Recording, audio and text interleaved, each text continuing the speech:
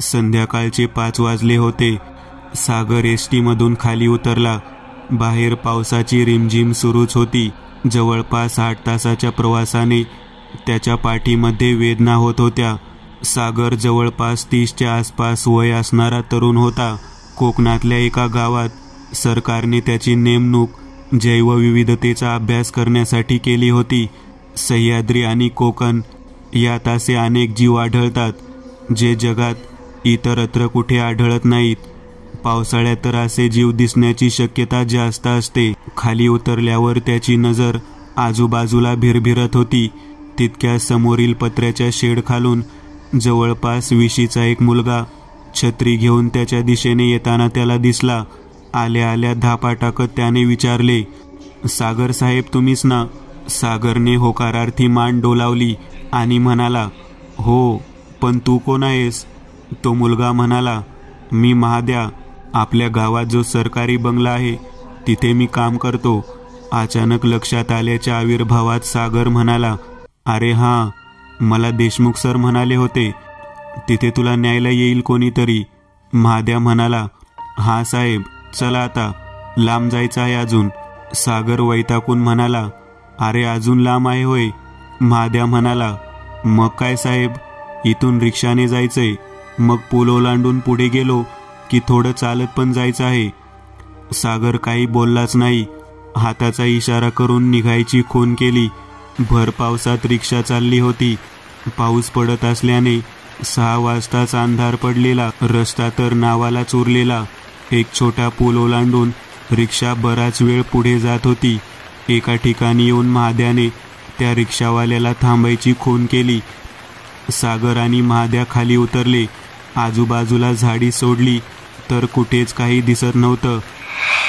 सागर थोडा गोंधळून म्हणाला, अरे महाद्या, इथे कुठे काय आहे? महाद्या टॉर्च सुरू करत म्हणाला, चला साहेब, या मागे मागे. रोजची पायाखालची वाट असल्याने महाद्या बॅग घेऊन देखील एकदम नीट चालला होता. पण सागरला चालताना कसरत करावी लागत होती. मातीचा रस्ता, त्यात पावसाची रिपरिप. एका हातात बॅग आणि एका हातात छत्री घेऊन कसा बसा तो महाद्याच्या मागे चालला होता. जवळपास 10 मिनिटे झाडीमधली पायवाट तुडवल्यानंतर एका टुमदार घरासमोर येऊन ते थांबले. मुख्य गावापासून बरेच लांब कोकणी बांधकामातील एक जुने घर होते ते. बाहेर पडवी, मग आत मुख्य दिवाणखाना, त्याच्या बाजूला आणि पुढे 2 खोल्या. शेजारी स्वयंपाकघर. स्वयंपाकघराशेजारीच एक छोटे न्हाणीघर. संपूर्ण घरावर उतरते कौलारू छत आणि त्यामुळे बनलेला एक माळा. माळ्यावर जायला एका खोलीमधून शिडी लावलेली. दगडी बांधकामातील एक मजबूत आणि आकर्षक घर होते ते. सुरुवातीला काही क्षण त्याला वाटले हा इंग्रजकालीन बंगला असेल, पण तितक्यात महाद्या म्हणाला, साहेब, 40 वर्ष जुनं आहे घर, पण कसलं मजबूत आहे बघा. सागर म्हणाला, हे सगळं ठीक आहे रे, पण जेवणाचं काय? महाद्या म्हणाला, अहो काय साहेब, मी कशाला आहे मग? एकदा माझ्या हातचं खाऊन बघा. सागर म्हणाला, अरे वा, तू तर सगळंच करतो की. महाद्या म्हणाला, इथं अजून चांगलं काम मिळणार आहे का? एकतर या घरात राहायला मिळते, वर पगार पण मिळतोय. सागर म्हणाला, बरं मग आता काहीतरी बनव खायला, भूक लागली आहे. तोपर्यंत मी फ्रेश होऊन आलो. सागर फ्रेश होऊन आला. महाद्याने बिरड्याची भाजी केलेली. भाजी चाकतच सागर म्हणाला, वा महाद्या, खरंच तुझ्या हाताला चव आहे. महाद्या हसत म्हणाला, हां साहेब. आणि तुम्ही काम कधीपासून सुरू करणार आहे? सागर म्हणाला, उद्यापासूनच. इथे आजूबाजूला असलेल्या जंगलामध्ये फिरावं लागणार आहे. तुला माहिती आहे ना रस्ते नीट? महाद्या उत्साहात म्हणाला, हो मग, इथली बरीच माहिती आहे मला. तिथल्या एका खोलीमध्ये सागरच्या झोपण्याची व्यवस्थित सोय केलेली. थकल्यामुळे त्याला कधी झोप लागली ते समजलंच नाही. सकाळी महाद्याच्या आवाजाने त्याला जाग आली. तसेच अर्धवट डोळे उघडत सागरने विचारलं, काय झालं महाद्या? सकाळी सकाळी का झोप मोड करतोय? महाद्या म्हणाला, अहो साहेब, नाश्त्याला काय खाणार? सागर म्हणाला, जे जमेल ते कर आणि केलं की उठव मला. काही वेळानंतर उठून सागर फ्रेश झाला आणि नाश्ता करून त्याच्या बॅगमधून एक एक कामाच्या गोष्टी बाहेर काढून ठेवत होता. कॅमेरा, सॅम्पल घेण्यासही लागणारी अवजारे वगैरे. दुपारी जेवण करून ते दोघे बाहेर पडले. आजूबाजूच्या काही भागात फेरफटका मारून परत आले. काही विशेष हाती लागणार नाही याची सागरला कल्पना होती, कारण जीव हे रात्रीच बाहेर पडतात आणि त्यासाठी जंगलाच्या आतील भागात जावे लागणार होते. त्यामुळे संध्याकाळी लवकर खाऊन ते दोघे 7च्या सुमारास बाहेर पडले. महाद्याने एक मोठा टॉर्च घेतला आणि एक छोटा टॉर्च आणि हेल्मेट टॉर्च घेऊन सागर महाद्याच्या मागे चालला होता. जसजशी रात्र होत होती तसं वेगवेगळे आवाज त्यांच्या कानावर पडायला सुरुवात झाली. पाऊस रिमझिम पडत होता. मधूनच एक जोराची सर येऊन जात होती. त्या जंगलात शांतता नव्हतीच. वेगवेगळ्या प्राणी पक्ष्यांचे आवाज आणि त्यात पावसाच्या थेंबाचे आवाज मिसळून जंगलाचा एक ध्वनी बनवत होते. सागरला काही वेगळे जीव नक्कीच दिसले. त्यांचे फोटो काढण्यात तो मग्न होता. महाद्या त्याच्या कॅमेऱ्यावर छत्री धरून थांबत होता. बराच वेळ ते जंगलाच्या आत चालत होते. रात्रीचे 11 वाजले होते. ते पुढे चालले होते. तोच सागरची नजर जमिनीवर गेली. तिथे एक मुलगी पडलेली. सागरला धक्काच बसला. इतक्या रात्री अशा जागी मुलगी काय करेल? त्याने महाद्याला दाखवले. महाद्या घाबरत म्हणाला, साहेब, इथं भूत पण आहेत. सागर म्हणाला, गप रे महाद्या, भूत वगैरे काही नसतं. चल पाहूयात कोण आहे. ते दोघे त्या मुलीच्या जवळ आले. पूर्ण ओली चिंब होऊन ती चिखलाने माखलेली, पण श्वास सुरू होता. त्यावरून ती बेशुद्ध आहे हे सागरला समजले. सागर म्हणाला, हिला अशीच इथे ठेवली तर हिचे वाचणे अवघड होईल महाद्या. आपण घेऊन जाऊ हिला सोबत. काहीशा अनिच्छेनेच महाद्या तयार झाला. ते दोघे तिला उचलून जंगलातून बाहेर येत होते आणि त्यांच्या मागे झाडांवरून एक सावली त्यांच्या मागोमाग येत होती. घराजवळ आल्यावर सागर महाद्याला म्हणाला, महाद्या, इथे कोणी मुलगी किंवा बाई नाही का रे? महाद्या म्हणाला, साहेब, माझी बायको आहे ना घरी. सागर दचकून म्हणाला, काय, तुझं लग्न झालं आहे? अरे बालविवाह केला की काय तुझा? महाद्या म्हणाला, आहो साहेब, मागच्या वर्षीच झाला आहे. ती तिकडे गावात घरी असते माझ्या आईवडिलांसोबत. मी इथं बंगल्यात कोणी आलं तरच थांबतो, नाहीतर साफ करून घरी जातो रोज. सागर म्हणाला, बरं झालं, आता पटकन घरी जा आणि तुझ्या बायकोला घेऊन ये इथे काही दिवसांसाठी. आणि हो, येताना कपडे देखील घ्यायला सांग या मुलीसाठी. सागरने त्या मुलीला गोनपाटाने विणलेल्या एका खाटेवर झोपवले. शेजारीच एका घमेल्यात जाळ पेटवून ठेवला. जवळपास तासाभराने महाद्या त्याच्या बायकोसोबत आला. जवळपास 18च्या आसपास वय असणारी ती मुलगी होती, सावित्री. महाद्या म्हणाला, सावे, हे आमचे साहेब, आणि मी तुला बोललो होतो ना, हीच ती मुलगी. सागर म्हणाला, सावित्री, तू या मुलीचे कपडे बदलून घे. तिला कोरडे कपडे घाल. आम्ही तोपर्यंत बाहेर जाऊन येतो. बाहेर आल्यावर सागर म्हणाला, इथे जवळपास डॉक्टर आहे का रे? महाद्या म्हणाला, इथं नाही, तालुक्याच्या गावाला आहे डॉक्टर. इथून 12 किलोमीटर आहे. सागर म्हणाला, इतक्या रात्री तिथे पोहोचणे अवघड आहे. आजची रात्र वाट पाहण्याशिवाय काही करू शकत नाही आपण. ते हे बोलतच होते. इतक्यात आतून सावित्रीची किंकाळी ऐकू आली. ते दोघे आत गेले तर सावित्री धावत दिवाणखान्यात येत होती. महाद्या म्हणाला, काय ग सावे, काय झालं? सावित्री म्हणाली, मी त्या ताईंचे कपडे बदलून खाटेच्या बाजूला ठेवायला गेले. तिथे कोणीतरी बाई बसलेली. सागर म्हणाला, काय सावित्री तू? अगं भास झाला असेल. इथं कोण येणार आहे?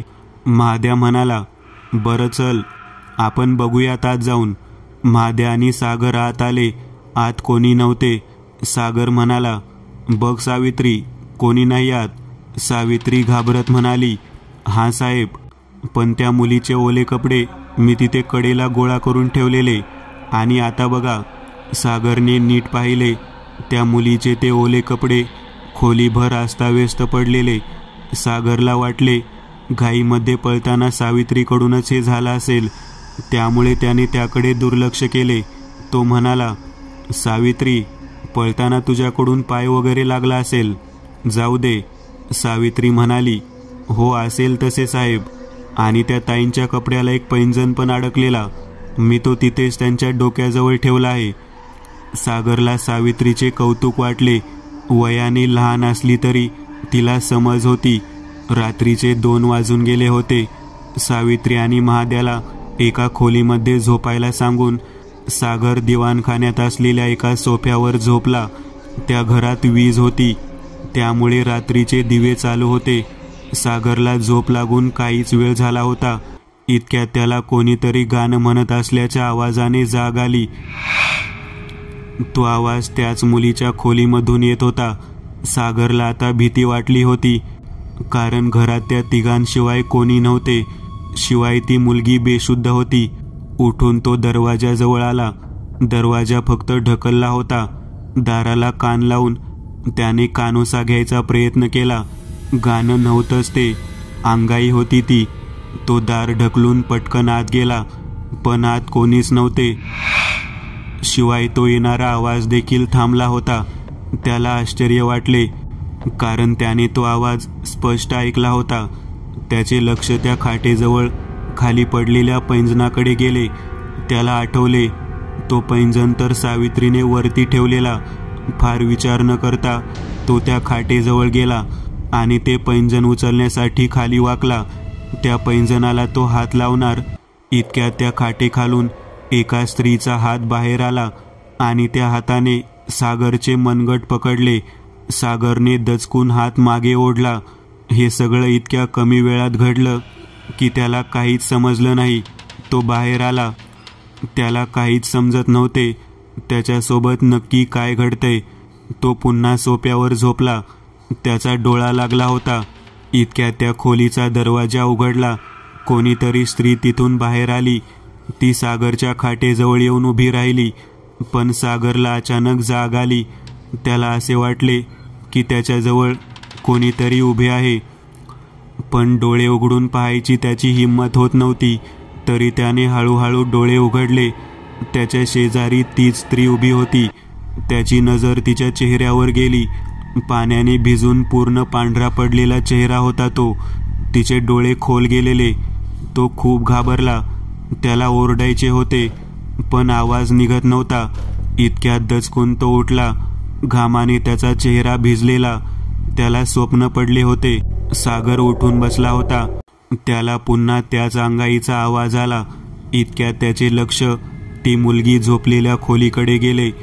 त्या दारातून एक स्त्री आकृती बाहेर आली आणि झटकन महाद्या झोपलेला त्या खोलीमध्ये गेली. सागरला धक्काच बसला. काही क्षण तर त्याच्या नजरेवर विश्वास बसत नव्हता. तो तसाच महाद्याच्या खोलीजवळ गेला. त्याने दार ठोठावले.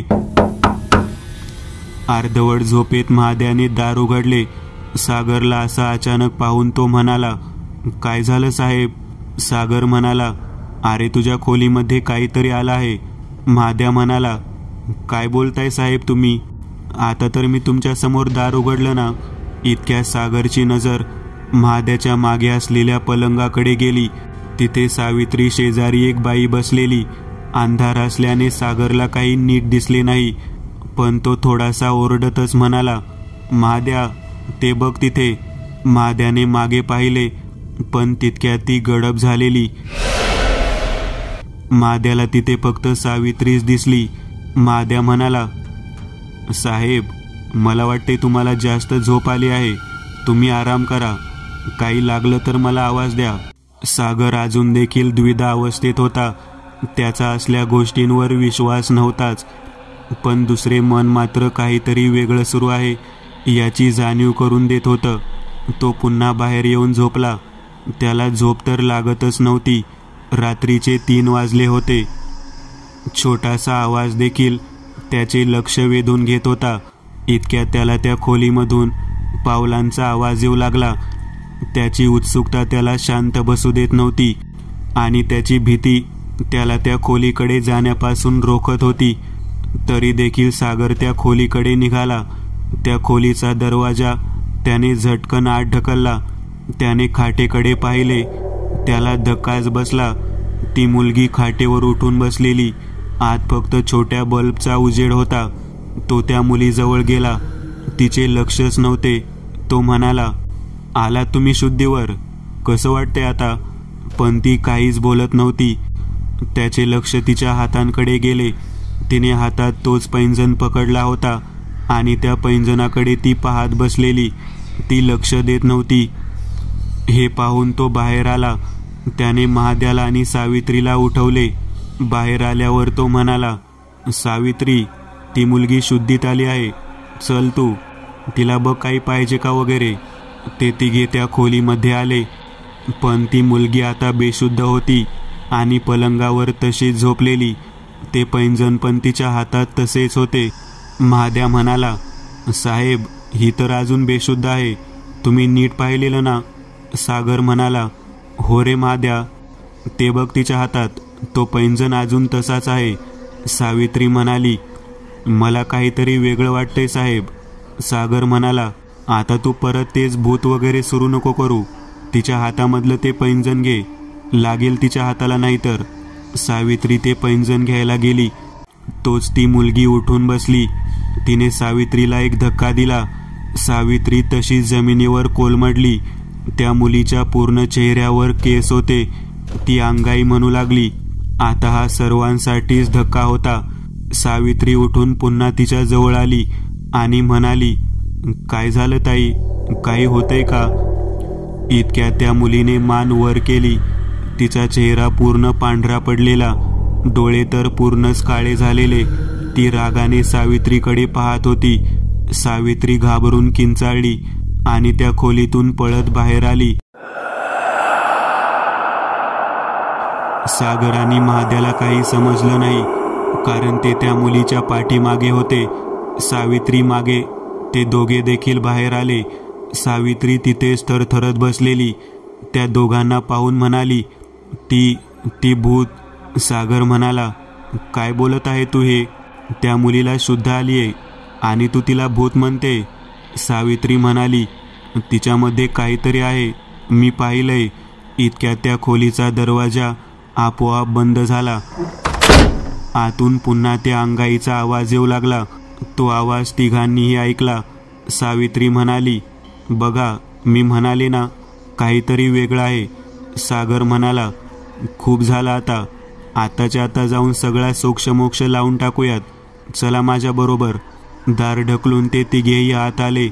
ती मुलगी समोर फरशीवर मांडी घालून बसलेली, हातातल्या पैंजणाला कुरवाळत होती. सागरने आवाज दिला, काय करताय तुम्ही तिथे? तिने मान वर करून पाहिले. तिचे काळे डोळे सागरवर रोखलेले. हळूहळू ते डोळे लाल झाले. ती रागाने ओरडली, का आलाय तुम्ही इथे? आणि तिने उजव्या बाजूला असलेल्या माळ्याच्या शिडीकडे पाहिले. अचानक ती शिडी उडाली आणि त्या तिघांच्या दिशेने आली. महाद्या आणि सावित्री मागच्या बाजूला होते म्हणून ते पटकन मागे सरकले. पण सागरला त्या शिडीचा धक्का लागलाच. त्याच्या खांद्याला मार लागला. तो तसाच मागे हटला. बाहेर आल्यावर त्यांनी दार लावून घेतले. सागर म्हणाला, अरे महाद्या, हे खरंच काहीतरी वेगळं आहे. असं मी आजपर्यंत नाही पाहिलं कधी. महाद्या म्हणाला, साहेब, ही भूतबाधा आहे. आपल्याला भक्ताला बोलवावं लागेल. सागर म्हणाला, बरं मग तू उद्या त्याला घेऊन ये. आता आपण काही झालं तरी त्या खोलीमध्ये जायचं नाही. त्या खोलीमधून रात्रभर चित्रविचित्र आवाज येत होते. कधी रडण्याचे, कधी हसायचे, तर कधी अंगाई म्हणायचे. दुसऱ्या दिवशी सकाळी सागरने घरी फोन केला.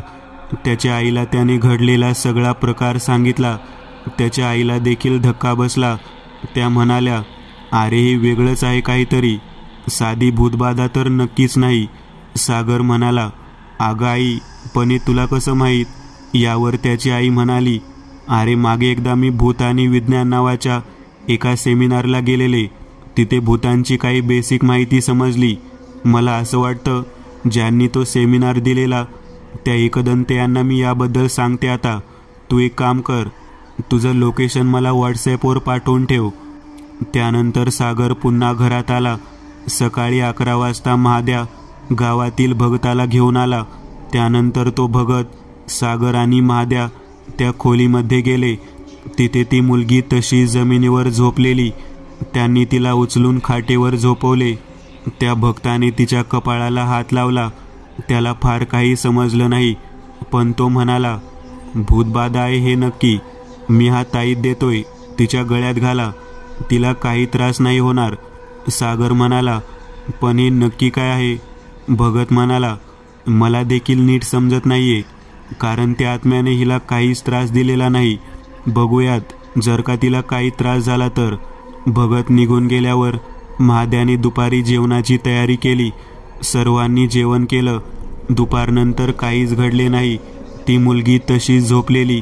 पण जसजशी रात्र सुरू झाली, त्या खोलीमधून ते आवाज पुन्हा सुरू झाले. सागर म्हणाला, अरे महाद्या, हे पुन्हा सुरू झालं. आता काय करायचं? तो भगत तर आता भेटायचा नाही. आपल्यालाच काहीतरी करावं लागेल. महाद्या म्हणाला, आपण काय करणार? सागर म्हणाला, तिने स्वतःला काही करून घेऊ नये यासाठी तिला बांधून ठेवूयात. इतक्यात दारातून एक आवाज आला, असं काही करायच्या भानगडीत पडू नका. त्या तिघांनी दचकून दाराकडे पाहिले. दारात एक दंत उभे होते.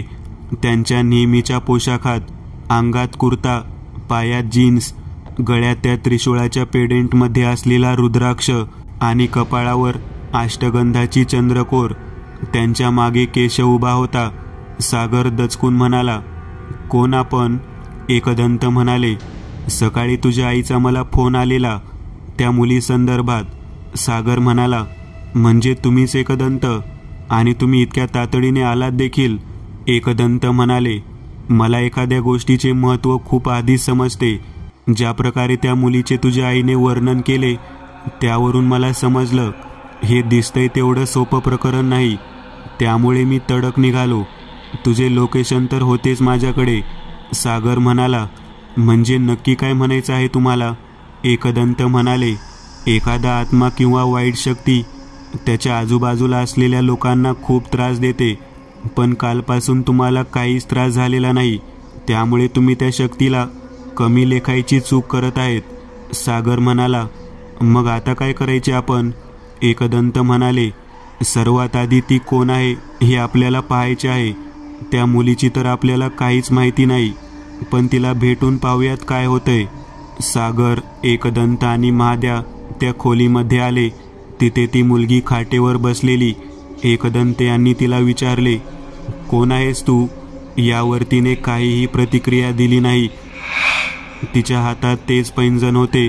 एकदंत यांनी मुद्दाम त्या पैंजणाला हात लावायचा प्रयत्न केला. इतक्यात तिने एकदंत यांचा हात पकडला आणि त्यांना दूर भिरकावून दिले आणि ओरडली, हिला हात लावायची तुझी हिंमत कशी झाली? सागर तर अवाक झाला. इतक्यात केशव पुढे आला, पण एकदंत यांनी त्याला थांबण्याचा इशारा केला. त्यांच्या उजव्या हाताच्या कोपराला मार लागलेला. इतक्यात एकदंत यांनी गळ्यातले पेडेंट काढले आणि त्या मुलीच्या अंगावर फेकले. तसं तिच्या तोंडून एक किंकाळी बाहेर पडली. तितक्यात केशवने ते पैंजण उचलले. एकदंत यांनी त्यांचे पेडेंट उचलून गळ्यात घातले.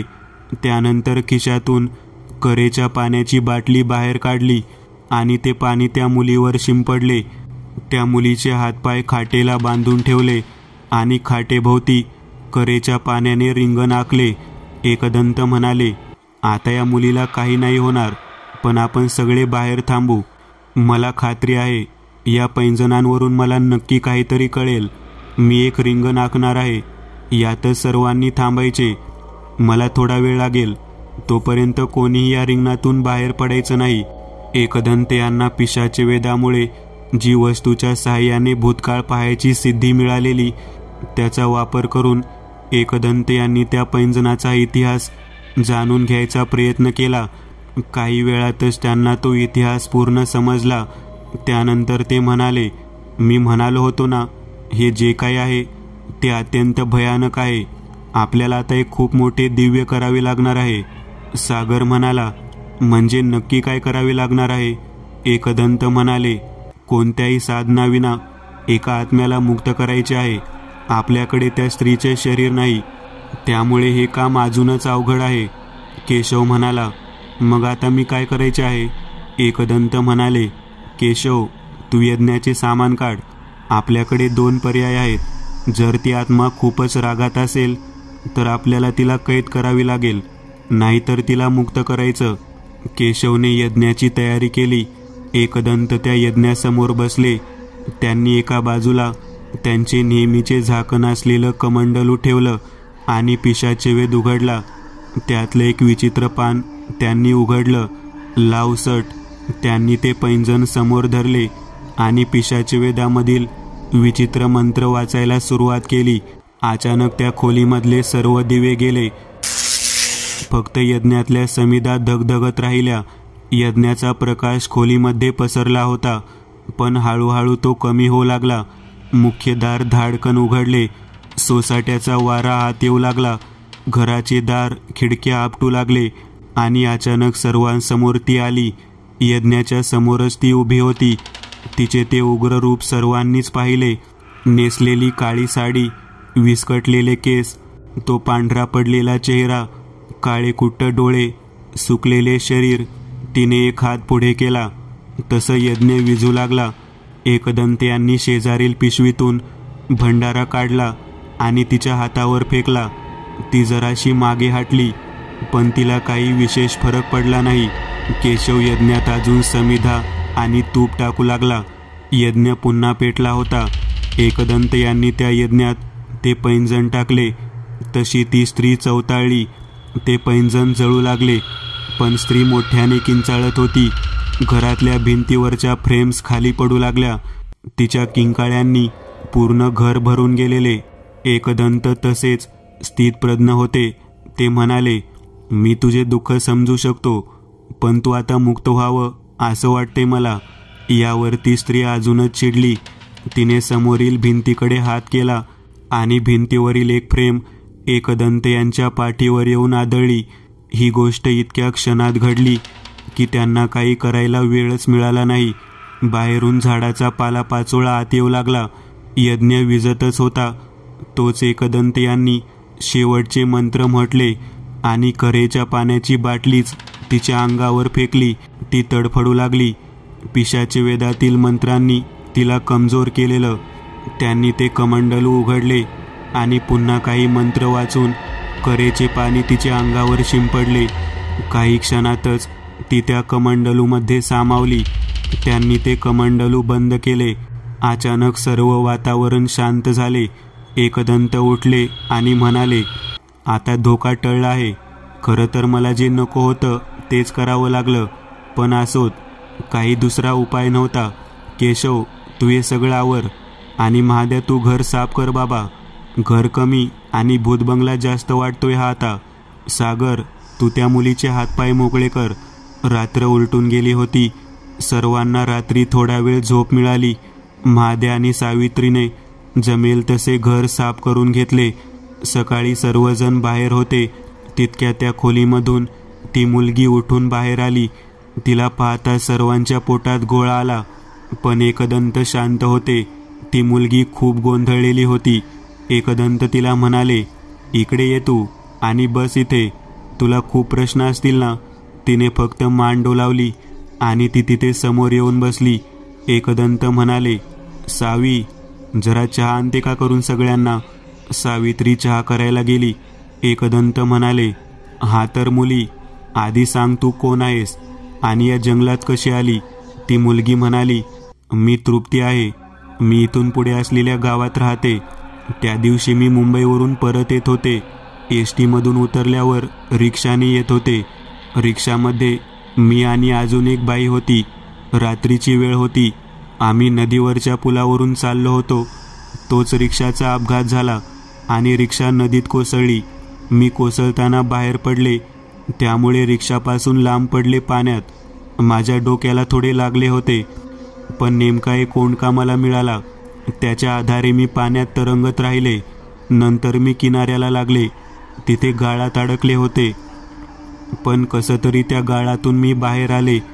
तोच माझा पाय कोणीतरी खेचला.